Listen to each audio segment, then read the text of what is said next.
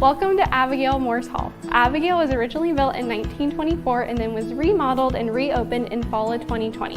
Abigail is centrally located on campus and is just a short walk to Kramer, Visser, or Science Hall.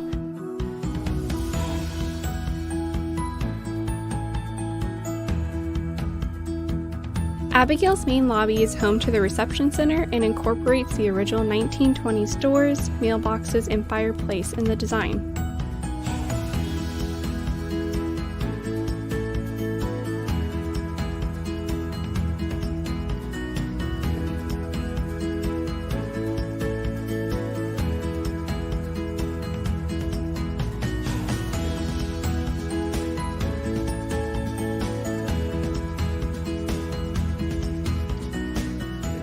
Off the north end of the lobby, you will find the community kitchen of your dreams.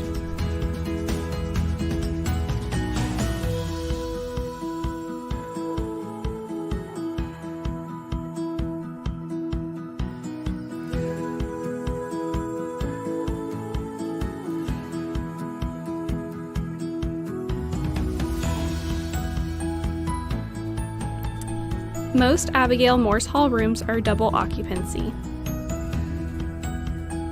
Each room is furnished with a bed, desk, chair, and a chest of drawers for each resident. It also includes a closet space.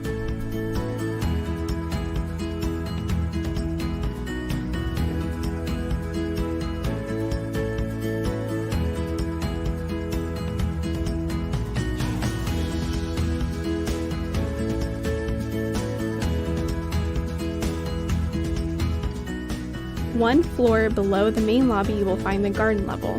This level offers ping pong, pool tables, shuffleboard, and multiple lounges with TVs.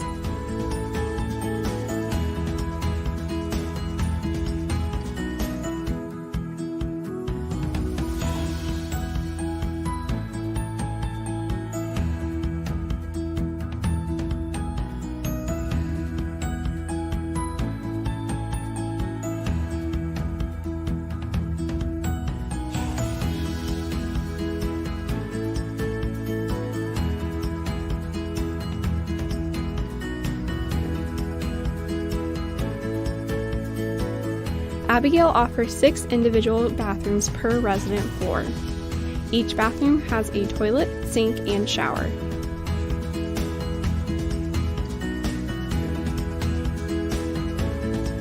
Each resident floor has a north and south floor lobby. The north lobbies feature great views of Welch Stadium and are designed for studying.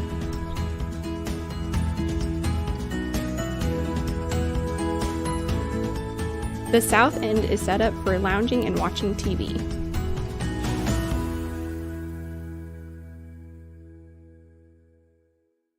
This is Schallenkamp Hall. It opened in 2019 and it's full of amazing amenities. Some of my favorite features are the large community kitchens and laundry on every floor. But don't take my word for it, let's go check it out.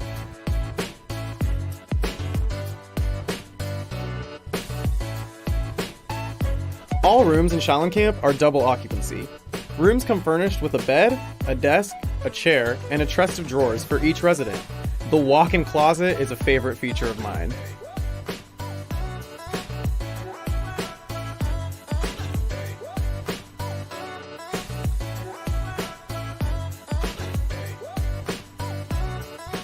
Schallenkamp's inclusive restrooms offer more privacy than your typical community style, with individual showers and toilets at the front and 3 full bathrooms at the back.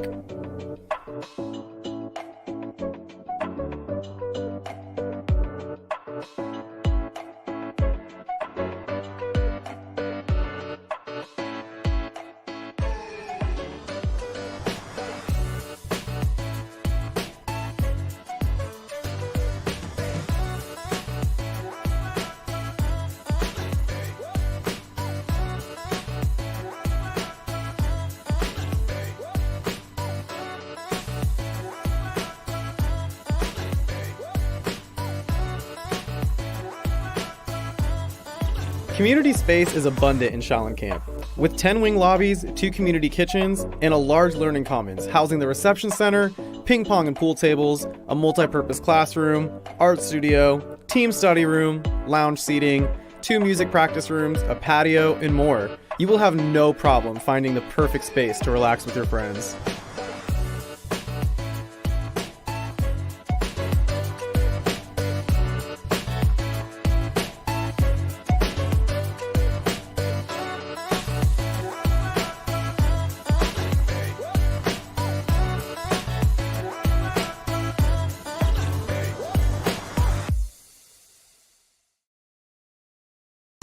This is Towers Complex. Towers Complex consists of North and South Tower and Singular and Trussler halls.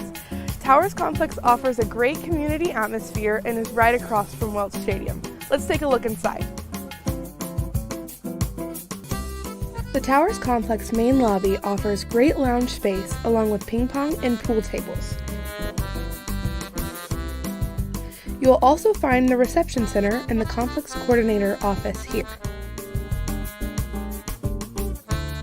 Singular and Trussler offer single and double occupancy rooms. Rooms come furnished with one desk, bed, chair, and wardrobe per resident. All rooms in Singular and Trussler have in-room sinks. All floors have a community lobby. Singular and Trussler offer gender-specific community bathrooms. There's one community bathroom per floor. The Towers Complex kitchen is located in Singular Hall, but another kitchen is being added off the Towers main lobby.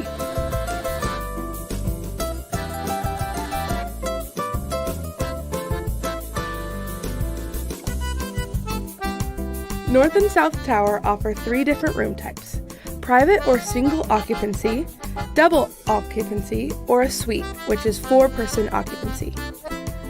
Rooms come furnished with one bed, desk, chair, and wardrobe per resident. All rooms in North and South Tower have in-room sinks.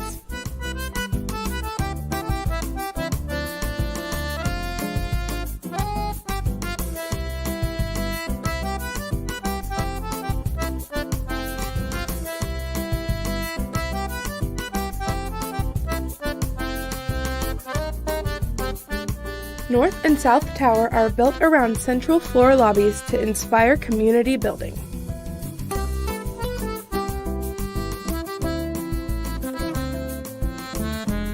North and South Tower also offer gender-specific community bathrooms.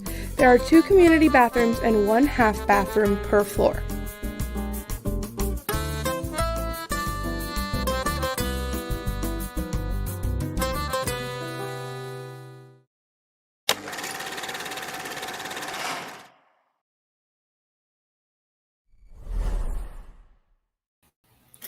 Hello everyone, welcome back to our Straight to the Point webinar series. In our webinar series, we aim to cover all the information, deadlines, and dates that you need to know to help your student become a Hornet here at ESU. Today we will be doing a quick recap of everything we covered last semester. We're going to talk about what your student can be working on now, some upcoming events, as well as the housing application that just opened. I'm going to bring a couple of other campus partners here on the screen to help introduce them to you before we get started. We have Hannah from Residential Life, and then we also have Dallin. She is also from admissions, and she works in Kansas City with our Kansas City students. So they'll help me a little bit on this webinar today, but just to get started, I'm going to do a quick recap, but just to let you know, we have a webinar landing page located on Hornet 365. There might be a little link rolling across the bottom of the screen there that you can click on. Basically, this landing page is going to encompass all the topics that we're going to cover today, as well as deadlines and important dates for your student to know about. But doing a quick recap, I know it's a little bit late, but Happy New Year. The last time we did a webinar was end of November, so it's been a little bit. But now it's time to get things in gear, making sure that your student is prepared to start getting enrolled for fall. Super exciting. The FAFSA is still open, so it opened back in October, but your student is still able to fill out that FAFSA, select ESU and their other top schools to send their FAFSA to, because it's never too late to get financial aid. Our scholarship library is also still open. We did have a priority date of February 1st. This was just a date to help get students' applications in because the department started reviewing those applications here this month, but it's never too late to apply for scholarships. So make sure that your student is getting to the scholarship library and filling out their general scholarship application. The RUD application did close in December. However, they just told us that they selected their finalists. So your lucky student may have been awarded the RUD scholarship. So you will find out here in a few weeks if your student applied for that one. And then the full housing application opened. I am not going to go into detail because our dear Hannah on the webinar today is going to go over the housing application. And then I just want to let you know that as your students are rolling through our system, whether they are just now getting applied, they're getting admitted, etc., they're ready to get enrolled, as long as they're sending us their transcripts and their ACT scores, we will continue awarding our academic scholarships that we award through admissions. So this includes our presidential and our GPA scholarships. I talked a little bit about those in the last webinar, but just to kind of recover that, our presidential is based off of GPA and ACT. So if your student has a 3.0 or higher GPA and a 21 or higher ACT, we will award them a presidential scholarship.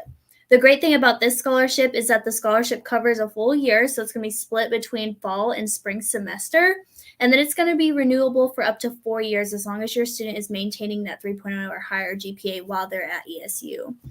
If your student still had that 3.0 or higher GPA, but maybe they didn't score 21 or higher on the ACT, or they didn't want to take the ACT and they still got into ESU, we can still award them a GPA scholarship based on that GPA that they had in high school. However, it's just a one-time scholarship, so that's just for their first year. So not renewable like the presidential.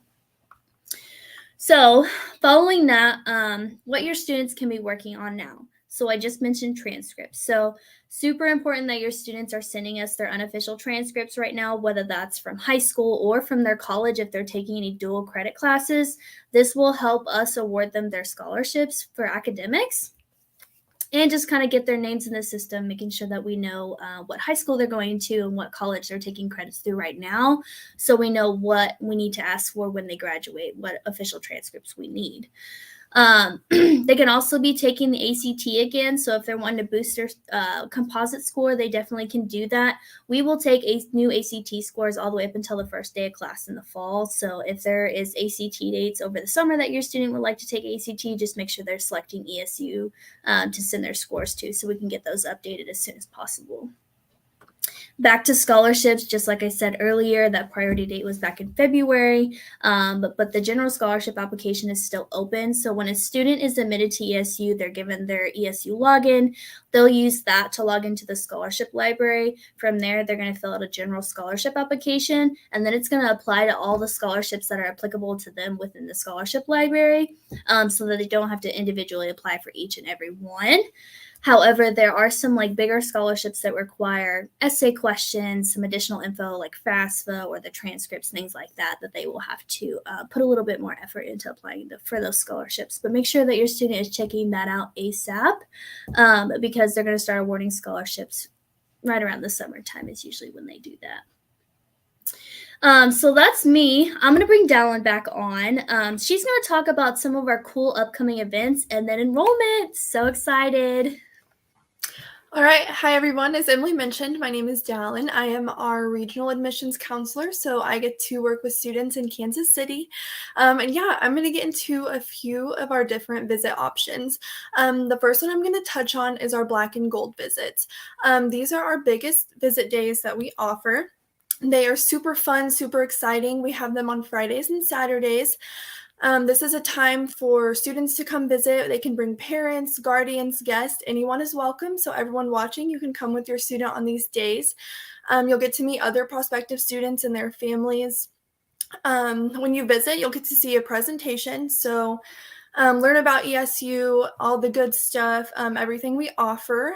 You can learn about scholarships, financial aid, all the good stuff. You'll get to take a tour of our beautiful campus. We also have an optional tour of our residence hall. So on that day when you come, you can see one of the halls if you choose to do so. Then one of my favorite things about the Black and Gold visits, and it's a little bit different than our other visits, is we have an academic fair. So your student will get to go around and talk to the different departments that we have on campus. Maybe if they're not sure what major they're interested in, they can talk to education, biology, those different academic areas. And then you get lunch on us. So you'll get to enjoy the Hornet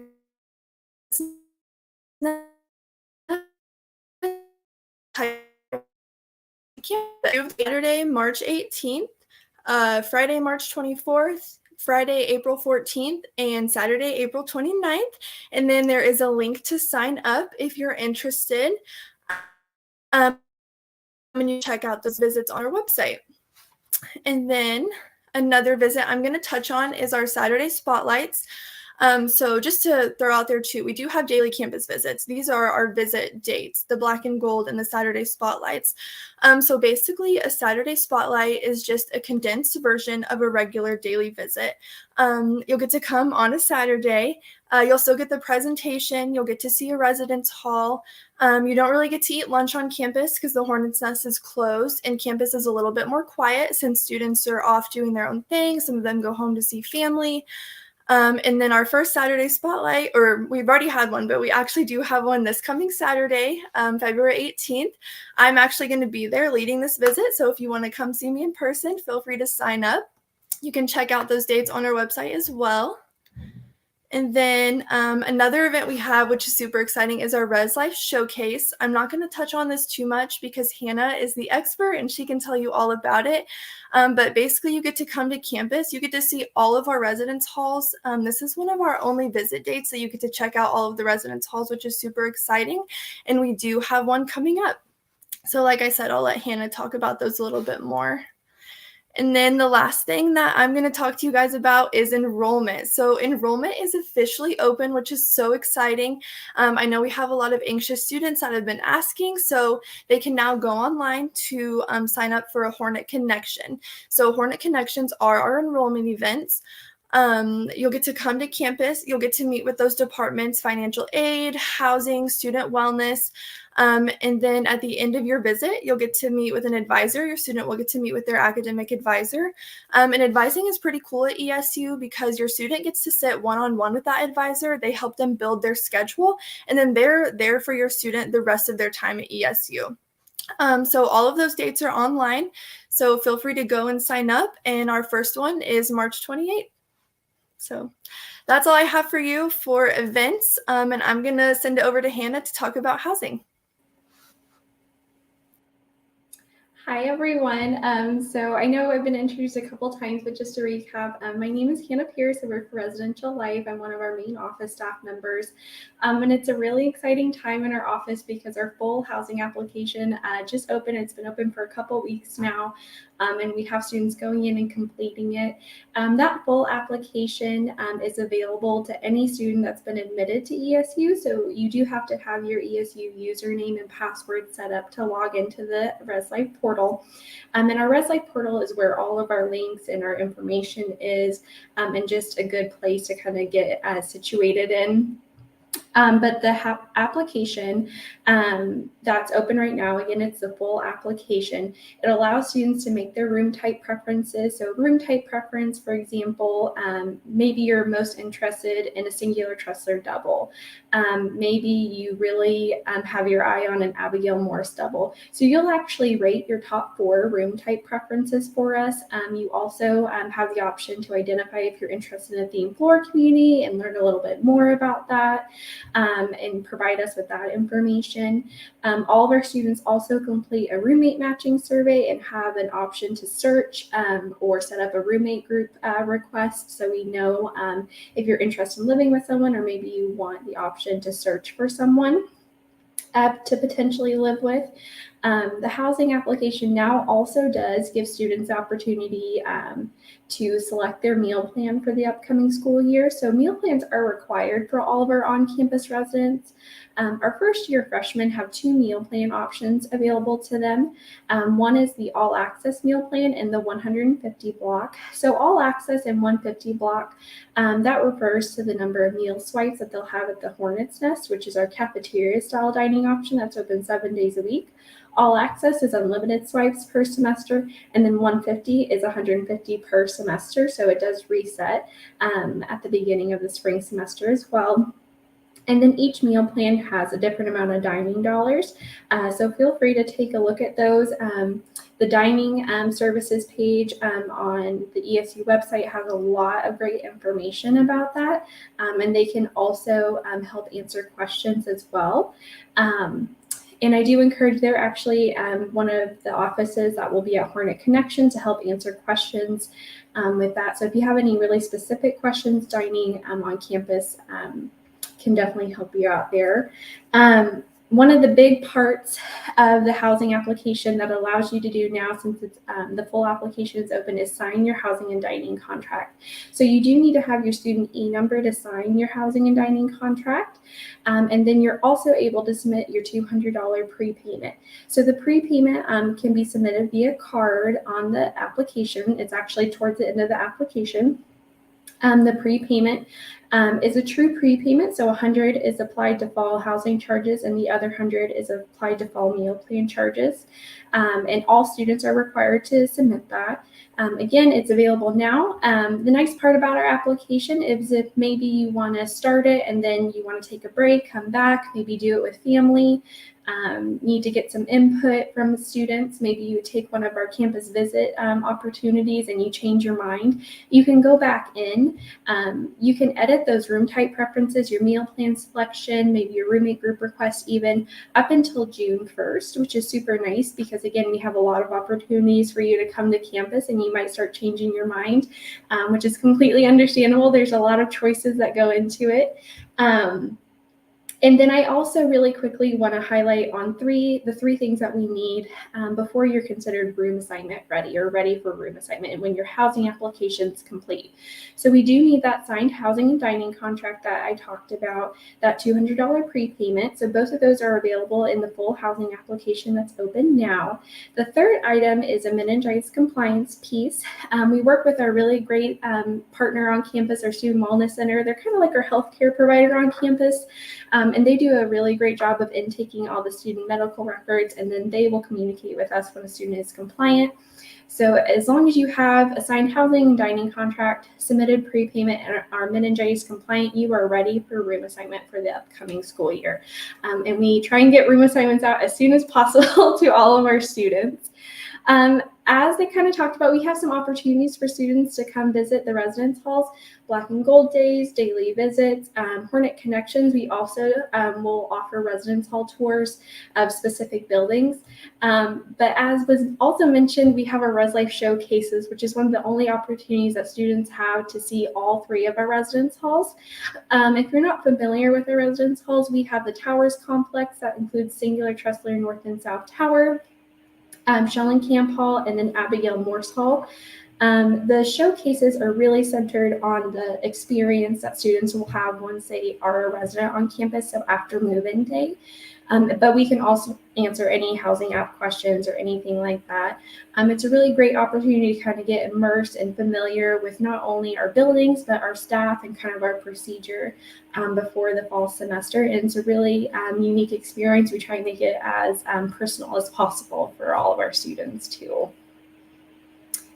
And I think that's all I have for right now. Again, our office can always help out with housing app questions. Admissions team does a really great job of answering questions or getting you to our office if you have any questions. Awesome. Thank you, Hannah.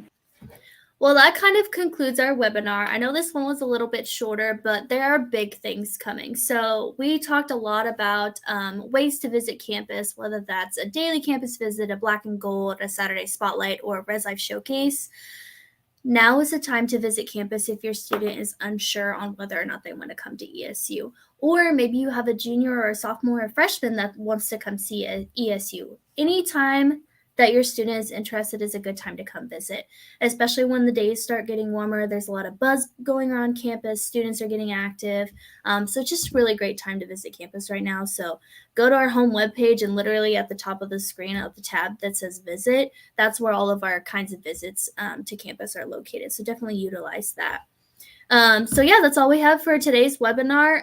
We will see you next time on Wednesday, March 22nd, where we're really going to dive into Hornet Connection enrollment and really tell you everything that goes on that day so that you're fully prepared. It's not just for the students, it's for the family too. So there's a lot of opportunities for the students to learn about the ways of being a new student, but it's also an opportunity for family members. If you're a parent or guardian or a grandparent or brother or sister that wants to ask questions, there's availability, a time for you to do that as well. So that's all we have for you today. We'll see you next time, and Stingers up.